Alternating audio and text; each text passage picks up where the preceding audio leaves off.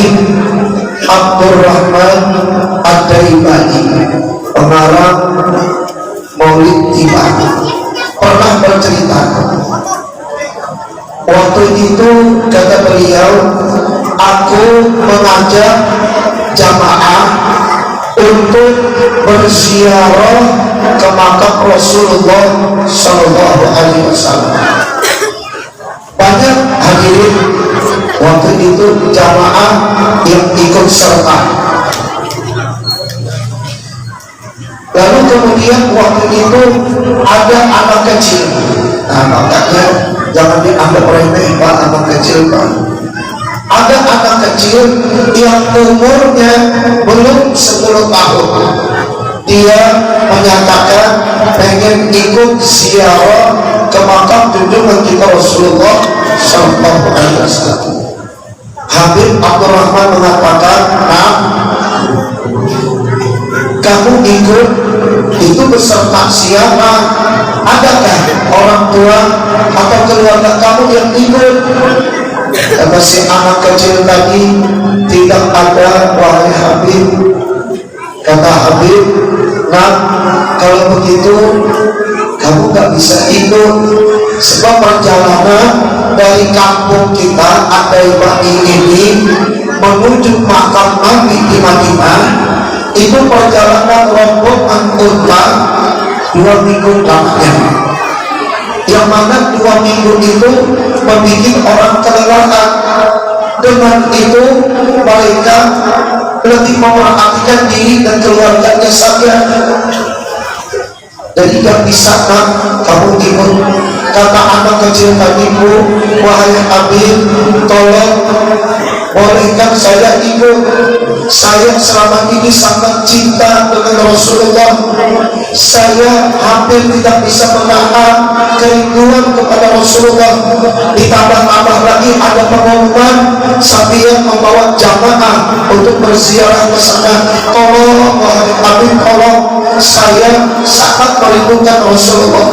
Bilang Habib, nah walaupun kayak begitu kamu tidak bisa ikut. Akhirnya anak kecil yang umur di bawah 10 tahun tadi tidak ikut arahan ini.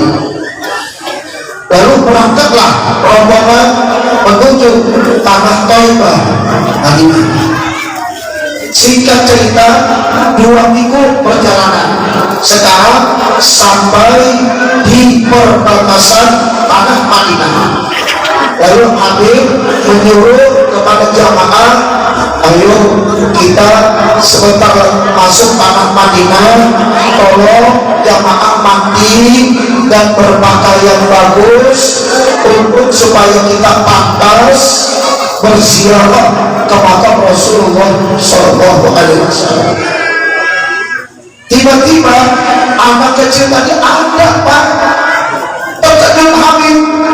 Kata Habib, nah, kamu selama ini ada di mana? Kok tiba-tiba ikut?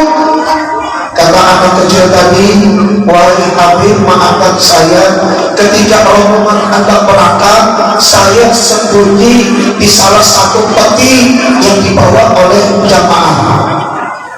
Kata Habib, ya masalah kamu sembunyi itu urusan kamu, tapi ini 2 minggu loh. Jadi selama ini kamu makan apa? Minum apa? Kata si anak tadi, wahai Habib, kegembiraan saya bisa ikut rombongan ziarah, dan semakin jauh perjalanan maka semakin menggebu-gebu rasa rindu ini kepada Rasulullah, sehingga saya lupa lapar, saya lupa pengen makan, saya lupa pengen minum. Sobat para hadirin, orang rindu kepada Rasulullah. Ya sudah, kata Habib, mau apa lagi sekarang? Nah, sekarang kita berada di tanah Madinah, yang mana tanah Madinah ini tidak ada sejengkal pun tanah Madinah kecuali pernah diinjak oleh Rasulullah Sallallahu Alaihi Wasallam. Maka apa saja yang diinjak oleh Rasulullah hukumnya suci. Mendengar ini orang adik sekalian, anak tadi cepat-cepat mengambil tangan, kebetulan anaknya para hadirin mengambil dengan telapak tangan tanah Madinah tadi, dicium itu tanah sambil menangis dia. Tiba-tiba badannya melukai lalu jatuh, ternyata anak tadi meninggal sebelum bisa berziarah ke makam Rasulullah, sudah meninggal dia.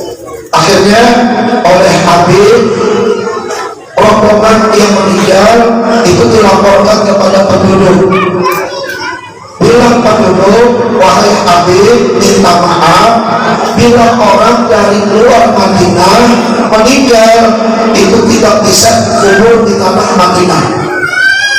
Ya sudah, maka anak tadi dikubur jauh para hadirin di luar perbatasan tanah Madinah. Setelah itu berangkat Habib dengan rombongan menuju Masjid Nabawi untuk berziarah ke makam junjungan kita Rasulullah Sallallahu Alaihi Wasallam. Setelah beberapa hari di Madinah, lalu kemudian ini rombongan ziarah pengen menyempurnakan ziarah dengan berumrah di tanah suci Mekah. Sebab Mekah itu di ujung, Pak, di ujung. Makanya ketika Nabi kita hijrah ke Madinah itu membuat galau orang-orang Mekah. Kenapa? Kalau Muhammad besar nanti kelompoknya, kita gak bisa berdagang sebab Mekah itu ada di ujung. Jadi kita kemana-mana pasti melalui Madinah. Maka mau gak mau harus menyerang Madinah. Itu kejadiannya. Setelah beberapa hari di Mekah menunaikan ibadah umrah, maka rombongan pulang. Sebelum pulang, lantaran kembali melewati Madinah, maka mengadakan ziarah wadah namanya. Kalau di Mekah ada tawaf wadah, di Madinah ada ziarah wadah namanya. Dan ini hukumnya wajib. Kemudian setelah ziarah mereka memutuskan pulang. Ketika hampir sampai di perbatasan, bilang Habib, bapak-bapak, ibu-ibu, sebelum kita pulang kita ziarahi dulu anak kecil kemarin, sebab sepeninggal kita mungkin gak ada lagi yang menziarahi kesian dia. Akhirnya para hadirin diputuskan untuk menziarahi kubur anak kecil tadi. Kemudian sampai di perbatasan, dicari Pak di mana kubur anak kecil tadi. Ternyata ribut rombongan, kubur anak kecil tadi tidak ada. Kubur anak kecil tadi tidak ada, kuburnya tidak ada, cari harus ketemu.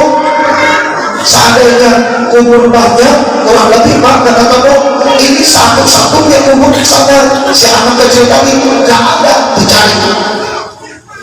Lalu kemudian ada yang mengusulkan, bagaimana kita berpencar saja, sebagian masuk ke Madinah untuk mencari kubur anak kecil tadi. Dan ternyata Bapak Ibu, kubur anak kecil tadi berpindah pas di seberang makam junjungan kita Rasulullah Sallallahu Alaihi Wasallam. Subhanallah. Akhirnya seluruh jamaah rombongan menangis para hadirin. Kenapa? Malu dengan anak kecil, luar biasa rindunya kepada Rasulullah sampai kuburnya saja berpindah. Ini yang maksud Nabi kita, bahwa seseorang nanti di akhirat beserta orang yang dicintainya. Anak kecil tadi kuburnya berpindah, dia beserta junjungan kita Rasulullah Sallallahu Alaihi Wasallam. Mudah-mudahan hati kita bangun, diberikan rasa cinta luar biasa, rasa rindu luar biasa. Kalau tidak di awal umur, kita mohon mudah-mudahan di akhir umur kita diberikan rasa rindu luar biasa kepada junjungan kita Rasulullah Sallallahu Alaihi Wasallam. Amin ya rabbal alamin.